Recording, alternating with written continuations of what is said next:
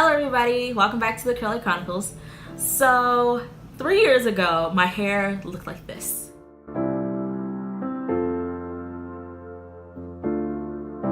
And almost exactly a year later, it looked like this. If you watch my Draw Your Natural Hair Journey video, then you already know why. I made a lot of mistakes in my first year of being natural that ultimately led to me having to cut all of my hair off and start again. But that's okay.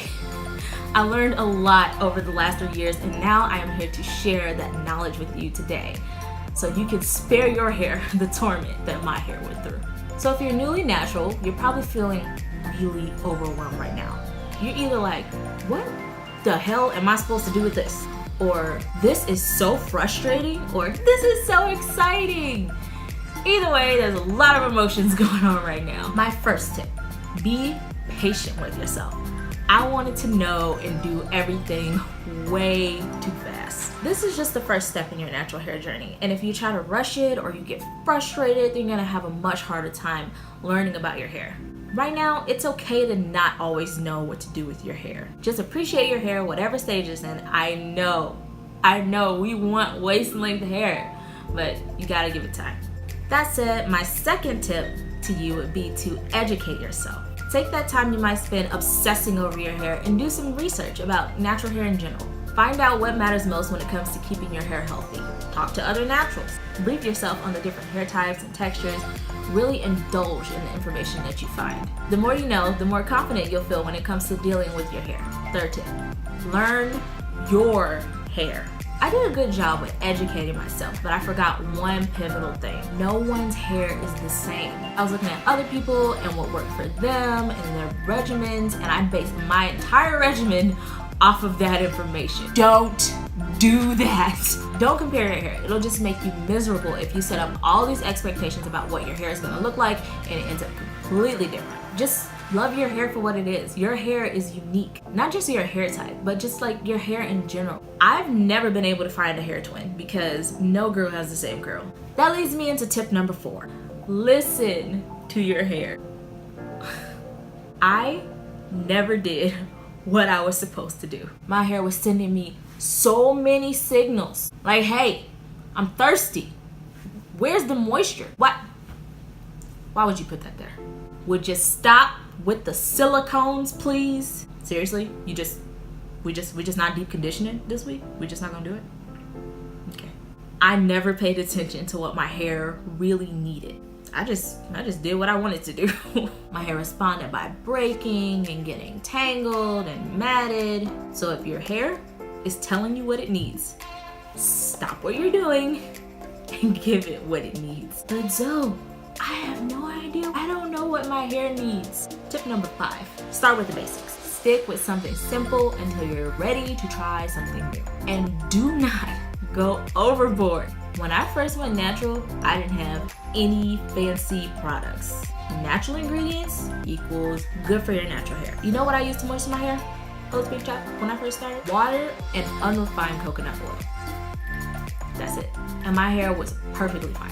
Eventually, I incorporated some, I think it was the Shea Moisture Transition Milk from their Raw Shea line. And I went out and got a sulfate-free shampoo and Hello Hydration. And that was all I needed. And my hair was its healthiest when I used these products correctly and consistently. Sliding into our next tip, do not become a product junkie. I know, it's hard. It's really hard. I'm still recovering, okay? I get it. Your hair texture is so new and there's so much stuff out there. You can't wait to find the perfect combination and staple products. If you become a product junkie or a person that buys a lot of products or runs through a lot of products really fast, then you're gonna have a really hard time.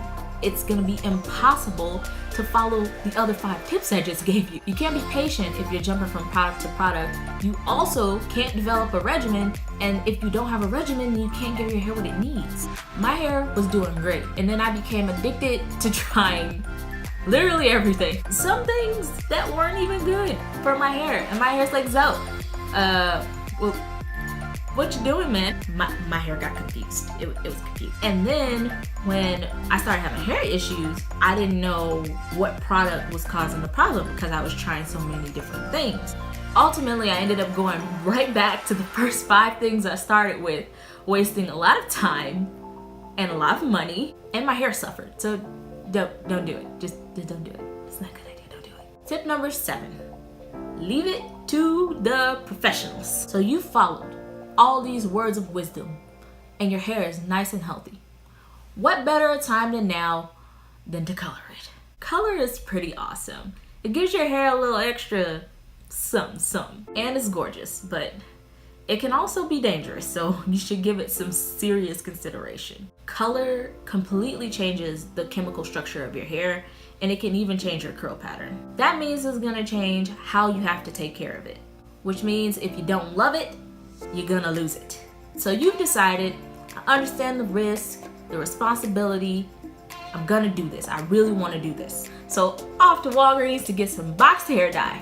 Don't do that. I mean, some people are really good at coloring their own hair, but chances are you're just like me, bored, in the bathroom, experimenting, and you have no idea what it's gonna look like until you take that cap off. And if it's not what you expected it to look like, then you're gonna be standing there looking in the mirror, traumatized, just like I was. So just leave it to the professionals. And finally, have fun. This is special. This is exciting. I spent so much time stressing over my hair that I didn't even get to enjoy my journey. I was always so frustrated. And I mean, that's okay, but it's not all bad.